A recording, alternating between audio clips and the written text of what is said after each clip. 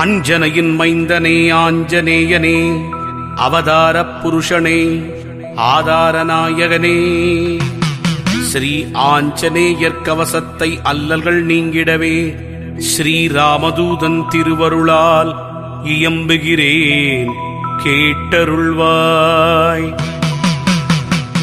செல்வமாருதியே, சீர் சிறப்பு அருளிடுவாய், சிரம் தாழ்த்தி துதித்தேன், சிரஞ்சீவியே அருள்வாய்.